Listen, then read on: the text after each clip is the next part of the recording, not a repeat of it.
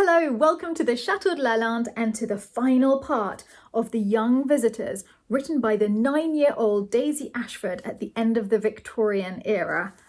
For those of you who haven't heard parts 1 to 3, those videos are out already. Make sure you listen to those first, otherwise you'll be jumping in right at the end of the story. And for everybody who usually watches my channel who doesn't want to listen to an audiobook, don't worry, my normal videos are going out as usual. This is just a little extra for people to have some escapism during their social isolation at the moment. So with no further ado, let's move on to The Young Visitors by Daisy Ashford, Chapter 8, A Gay Call. "I tell you what, Ethel," said Bernard Clark about a week later, "we might go and pay a call on my pal, the Earl of Clincham."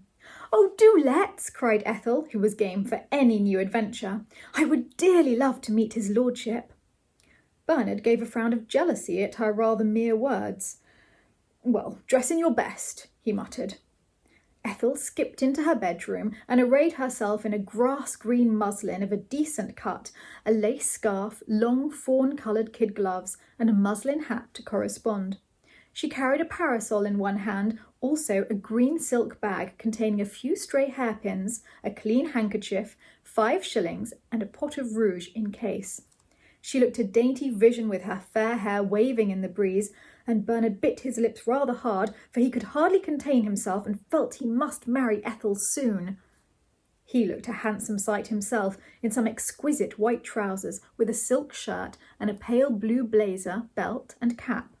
He wore this in honour of the Earl, who'd been to Cambridge in his youth, and so had Bernard Clark. At last they found themselves in the entrance hall of the Crystal Palace, and speedily made their way to the private compartments. Edward Procurio was walking up and down the passage, looking dark and mysterious as usual.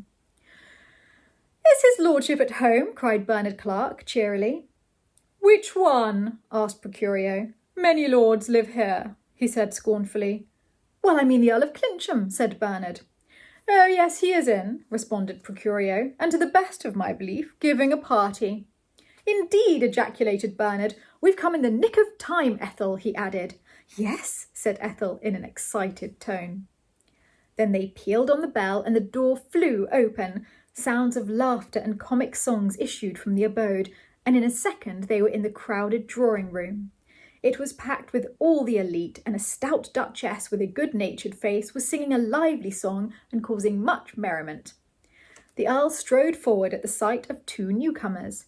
"Hello, Bernard, old boy," he cried. "This is a pleasure, and who have you got with you?" he added, glancing at Ethel. "Oh, this is Miss Montague," said Bernard. "Shall I introduce you?" "If you would be so good," said the Earl in an affable tone, and Bernard hastily performed the rite. Ethel began a bright conversation, while Bernard strolled off to see if he could find any friends amid the throng. "What pleasant compartments you have!" cried Ethel in a rather society tone. "Fairly so," responded the Earl. "Do you live in London?" he added in a loud tone, as someone was playing a very difficult piece on the piano. "Well, no, I don't," said Ethel. "My home is really in Northumberland, but I am at present stopping with Mr. Clark at the Gaiety Hotel," she continued in a somewhat showing-off tone. "Oh, I see," said the Earl. "Well, shall I introduce you to a few of my friends?" "Oh, please do," said Ethel, with a dainty blow at her nose. The Earl dispersed into the madding crowd and presently came back with a middle-aged gentleman.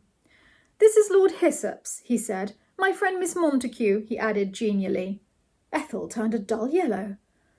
"Lord Hyssop's?" she said in a faint voice. "Why, it is Mr. Salteena. I know him well." "Hush!" cried the Earl. "It is a title bestowed recently by my friend the Prince of Wales." "Yes, indeed," muttered Mr. Salteena, deeply flabbergasted by the ready wit of the Earl. "Oh, indeed," said Ethel in a peevish tone. "Well, how do you come to be here?" "I'm stopping with his lordship," said Mr. Salteena, "and have a set of compartments in the basement, so there." "I don't care," said huffily Ethel. "I am in handsome rooms at the Gaiety."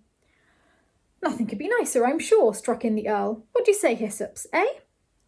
"Doubtless it's charming," said Mr. Salteena, who was wanting peace. "Tell me, Ethel, how did you leave Bernard?" "Well, I've not left him," said Ethel in an annoying voice. "I'm stopping with him at the Gaiety, and we've been to lots of theatres and dances." "Well, I'm glad you're enjoying yourself," said Mr. Salteena kindly. You'd been looking pale of late. Well, no wonder in your stuffy domain, cried Ethel. Well, have you got any more friends? She added, turning to the Earl. Well, I will see, said the obliging Earl, and he once more disappeared. I don't know why you should turn against me, Ethel, said Mr. Salteena in a low tone.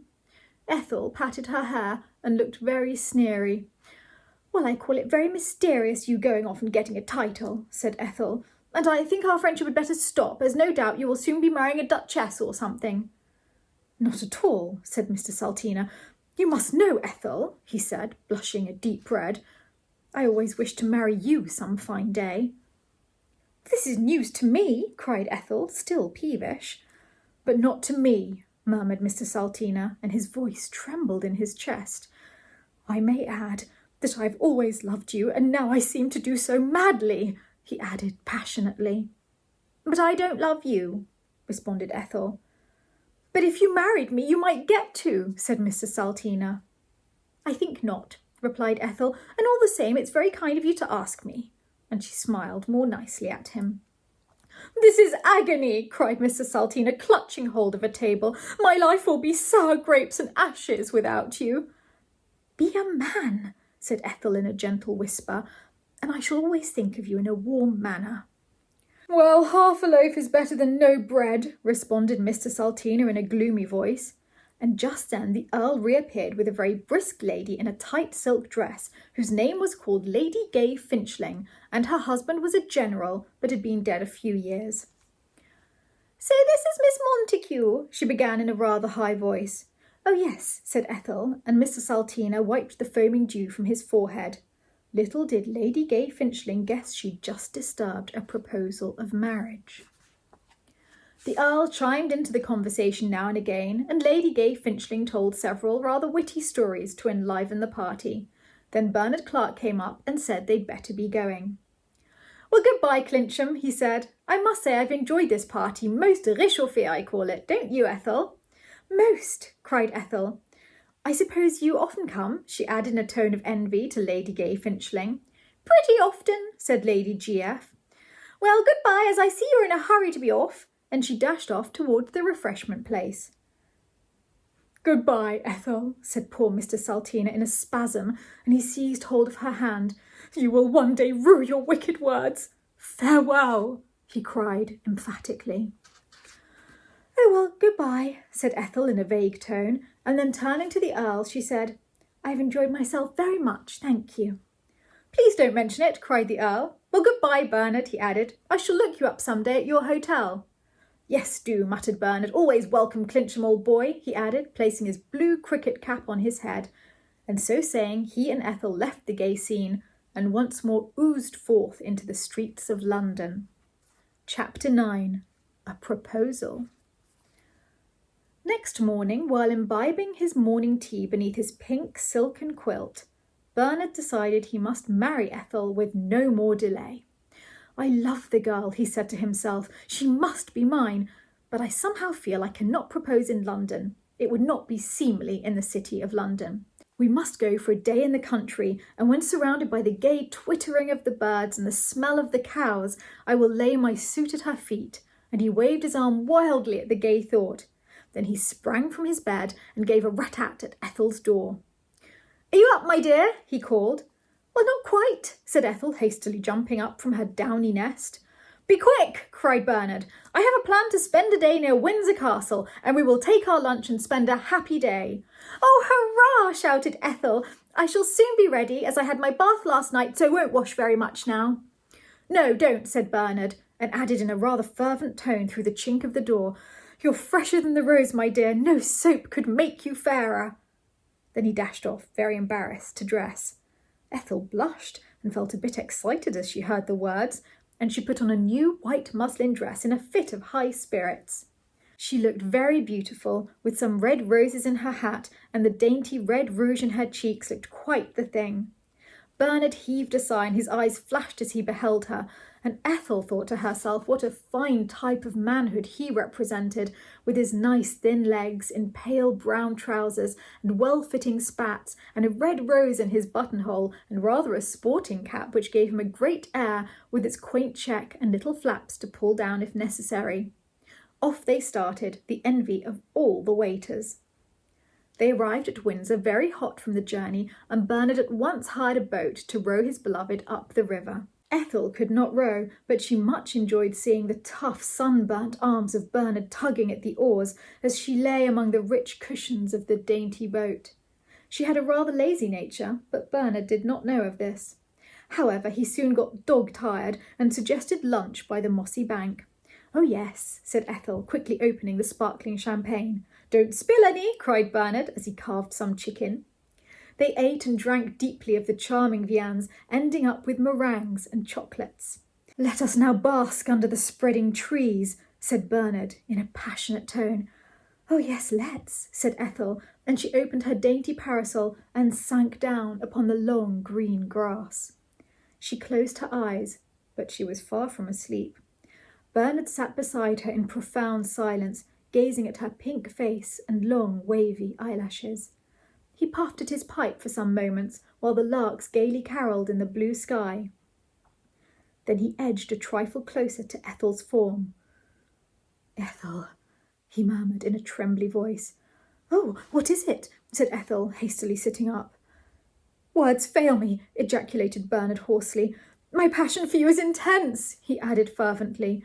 "It has grown day and night since I first beheld you." "Oh," said Ethel in surprise, "I'm not prepared for this," and she leant back against the trunk of the tree. Bernard placed one arm tightly round her. "When will you marry me, Ethel?" he uttered. "You must be my wife. It has come that I love you so intensely that if you say no, I shall perforce dash my body to the brink of yon muddy river," he panted wildly. "Oh, don't do that," implored Ethel, breathing rather hard. "Then say you love me," he cried. "Oh, Bernard," she sighed fervently, "I certainly love you madly. You are to me like a heathen god," she cried, looking at his manly form and handsome flashing face. "I will indeed marry you." "How soon?" gasped Bernard, gazing at her intensely. "As soon as possible," said Ethel, gently closing her eyes. "My darling," whispered Bernard, and he seized her in his arms. "We will be married next week." "Oh, Bernard," muttered Ethel, "this is so sudden." "No, no," cried Bernard, and taking the bull by both horns, he kissed her violently on her dainty face. "My bride-to-be," he murmured several times. Ethel trembled with joy as she heard the mystic words. "Oh, Bernard," she said, "little did I ever dream of such as this," and suddenly she fainted into his outstretched arms. "Oh, I say," gasped Bernard, and laying the dainty burden on the grass, he dashed to the water's edge and got a cup full of the fragrant river to pour on his true love's pallid brow. She soon came to and looked up with a sickly smile. "Take me back to the Gaiety Hotel," she whispered faintly. "With pleasure, my darling," said Bernard. "I will just pack up our viands ere I unloose the boat." Ethel felt better after a few drops of champagne and began to tidy her hair while Bernard packed the remains of the food. Then arm in arm they tottered to the boat. "I trust you've not got an illness, my darling," murmured Bernard as he helped her in. "Oh, no, I'm very strong," said Ethel. "I fainted from joy," she added to explain matters. "Oh, I see," said Bernard, handing her a cushion. "Well, some people do," he added kindly. And so saying, they rowed down the dark stream now flowing silently beneath a golden moon. All was silent as the lovers glided home with joy in their hearts and radiance on their faces. Only the sound of the mysterious water lapping against the frail vessel broke the monotony of the night. So I will end my chapter. Chapter 10. Preparing for the fray. The next few days were indeed busy for Ethel and Bernard. First of all, Ethel had got some dainty pink notepaper with silver crest on it and sent out invitations in the following terms to all their friends. "Miss Ethel Montague will be married to Mr. Bernard Clark at Westminster Abbey on June 10th. Your company is requested there at 2:30 sharp and afterwards for refreshment at the Gaiety Hotel. RSVP." Having posted heaps of these and got several replies, Ethel began to order her wedding dress, which cost a good bit. She chose a rich satin with a humped pattern of gold on the pure white, and it had a long train edged with arum lilies. Her veil was of pure lace, with a crown of orange blossoms. Her bouquet she ordered to be of white dog daisies, St. Joseph lilies, and orange blossom tied up with pale blue satin ribbon. "You will indeed be a charming spectacle, my darling," gasped Bernard as they left the shop. Then they drove to the tailor, where Bernard ordered an elegant black suit with coat-tails lined with crimson satin, and a pale lavender tie, and an opera hat of the same hue, and he intended to wear violets in his buttonholes, also his best white spats, diamond studs, and a few extras of costly air. They both ordered a lot of new clothes besides, and Bernard gave Ethel a very huge tiara made of rubies and diamonds, also 2 rich bracelets, and Ethel gave him a brand new trunk of shiny green leather. The Earl of Clincham sent a charming gift of some hem-stitched sheets edged with real lace, and a photo of himself in a striking attitude. Mr. Saltina sent Ethel a Bible, with a few pious words of advice and regret, and he sent Bernard a very handy little camp stool. Ethel's parents were too poor to come so far, but her mother sent her a gold watch which did not go, but which had been some years in the family, and her father provided a cheque for £2 and promised to send her a darling little baby calf when ready. Then they ordered the most splendid refreshments. They had tea and coffee and sparkling wines to drink, also a lovely wedding cake of great height with a sugar angel at the top holding a sword made of almond paste. They had countless cakes besides, also ices, jelly, meringues, jam tarts with plenty of jam on each, some cold tongue, some ham with salad, and a pig's head done up in a wondrous manner. Ethel could hardly contain herself as she gazed at the sumptuous repast, and Bernard gave her a glass of rich wine while he imbibed some whisky before going to bed. Ethel got speedily into her bed for the last time at the dear old gaiety, and shed a few salt tears thinking of her past life. But she quickly cheered up and began to plan about how many children she would have. "I hope I shall have a good lot," she thought to herself, and so saying fell into repose. Chapter 11. The Wedding. The Abbey was indeed thronged next day when Ethel and Bernard cantered up in a very fine carriage drawn by 2 prancing steeds who foamed a good deal. In the porch stood several clean altar boys who conducted the lucky pair up the aisle while the organ pealed a merry blast. The mighty edifice was packed, and seated in the front row was the Earl of Clincham, looking very brisk as he was going to give Ethel away at the correct moment.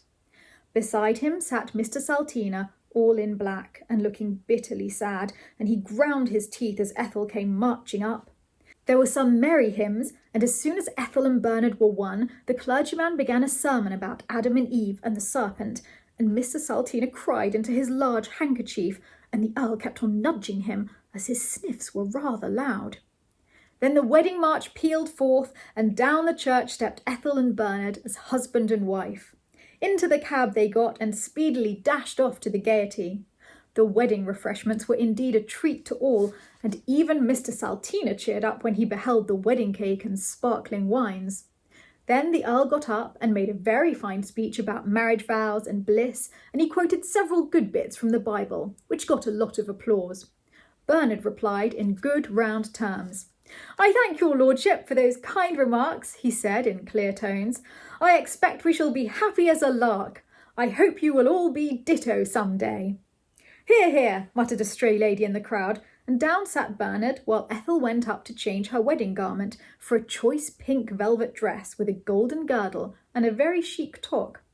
Bernard also put on a new suit of blue stripe and some silk socks and clean underclothing. "Hurrah, hurrah!" shouted the guests as the pair reappeared in the aforesaid get-ups. Then everybody got a bag of rice and sprinkled on the pair, and Mr. Saltina sadly threw a white tennis shoe at them, wiping his eyes for a while. Off drove the happy pair, and the guests finished up the food. The happy pair went to Egypt for their honeymoon, as they thought it would be a nice warm spot, and they'd never seen the wondrous land. Ethel was a bit sick on the boat, but Bernard braved the storm in manly style. However, Ethel had recovered by the time they got to Egypt, and here we will leave them for a merry 6 weeks of bliss while we return to England. Chapter 12. How it ended. Mr. Saltina, by the aid of the Earl and the kindness of the Prince of Wales, managed to get the job his soul craved, and any day might be seen in Hyde Park or Piccadilly galloping madly after the royal carriage in a smart suit of green velvet with knickerbockers complete. At first he was rather terrified, as he was not used to riding, and he found his horse bumped him a good deal, and he had to cling on desperately to its flowing mane. At other times the horse would stop dead, and Mr. Saltina would use his spurs and bad language with no avail. But he soon got more used to his fresh and sultry steed, and his Royal Highness seemed satisfied. The Earl continued his merry life at the compartments till finally he fell in love with one of the noble ladies who haunted them. She was not so pretty as Ethel, as she had rather a bulgy figure and brown eyes, but she had lovely raven tresses, a pointed nose, and a rose-like complexion of a dainty hue. She had very nice feet and plenty of money. Her name was called Lady Helena Herring, and her age was 25, and she mated well with the Earl. Mr. Saltina grew very lonely after the Earl was married, and he could not bear a single life any more, so failing Ethel, he married one of the maids-in-waiting at Buckingham Palace by name Bessie Top, a pleasant girl of 18 with a round red face and rather starey eyes. So now that all our friends are married, I will add a few words about their families. Ethel and Bernard returned from their honeymoon with a son and heir, a nice fat baby called Ignatius Bernard. They soon had 6 more children, 4 boys and 3 girls, and some of them were twins, which was very exciting. The Earl only got 2 rather sickly girls called Helen and Marie, because the last one looked slightly French. Mr. Saltina had a large family of 10, 5 of each, but he grew very morose as the years rolled by, and his little cottage was very noisy, and his wife was a bit annoying at times, especially when he took to dreaming of Ethel and wishing he could have married her. Still, he was a pious man in his way, and found relief in prayer. Bernard Clark was the happiest of our friends, as he loved Ethel to the bitter end, and so did she him, and they had a nice house too. The Earl soon got tired of his sickly daughters, and his wife had a savage temper, so he thought he would divorce her and try again, but he gave up the idea after several attempts and decided to offer it up as mortification. So now, my readers, we will say farewell to the characters in this book. The End, by Daisy Ashford. I hope you enjoyed The Young Visitors by Daisy Ashford. I find it so charming, and it's been a pleasure reading it to you all. I hope you're safe and well wherever you are, and remember, all of my videos will be continuing as usual. I'm putting out a lot more at the moment during lockdown. Lots of love from the Chateau Diaries. Bye. A huge thank you to all of our patrons at Lalande who are making this vlog possible, especially our Marquise and Marquise of Lalande, Daniela, Laura de Murray, Caroline Forster, Brenda Gibbons, Maureen Palmer, Brian Woodward and David Young. And thank you to all of you.